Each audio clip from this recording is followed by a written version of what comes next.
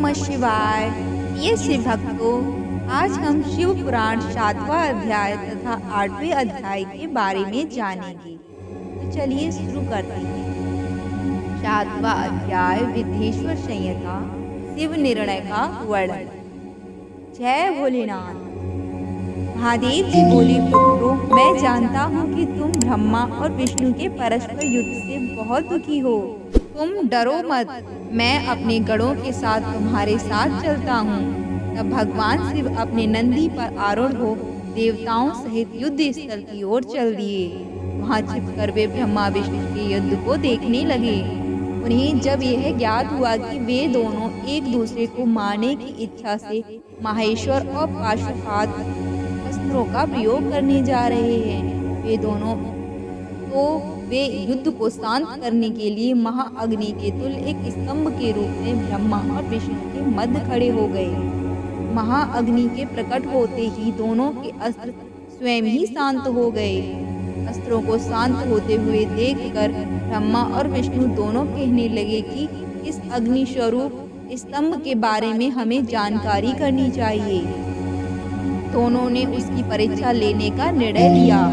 भगवान विष्णु ने शुक्र रूप धारण किया और उसको देखने के लिए नीचे धरती में चल दिए। ब्रह्मा जी हंस का रूप धारण करके ऊपर की ओर चल दिए। पाताल में बहुत नीचे जाने पर भी विष्णु जी को स्तंभ का अंत नहीं मिला, अतः वे वापस चले आए। ब्रह्मा जी ने आकाश में जाकर केतकी का फूल देखा।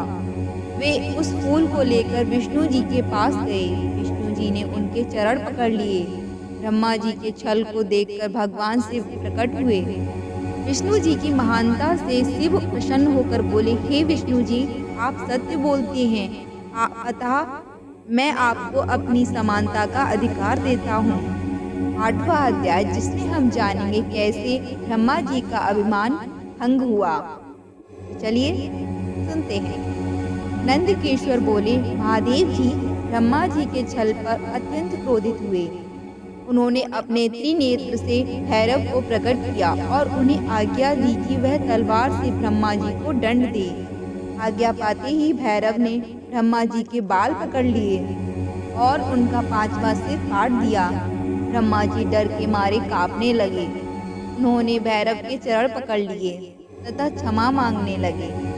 इसे देखकर श्री विष्णु ने भगवान शिव से प्रार्थना की कि आपकी कृपा से ही ब्रह्मा जी को 5वां सिर मिला था, अतः आप इन्हें क्षमा कर दें। तब शिव जी की आज्ञा पाकर ब्रह्मा को भैरव ने छोड़ दिया।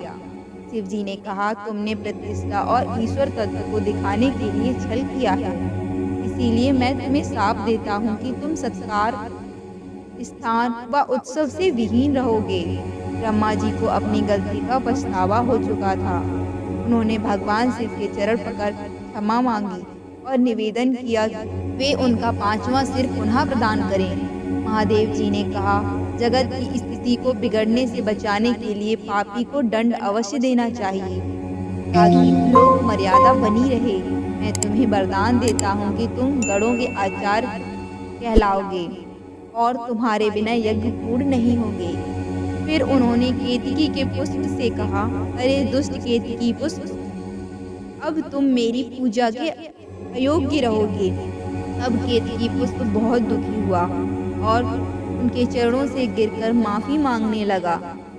तब महादेव जी ने कहा, मेरा वचन तो झूठा नहीं हो सकता, इसीलिए तू मेरे भक्तों के योग्य होगा। इस प्रकार तेरा जन्म सफल हो जाएगा। हर हर महादेव।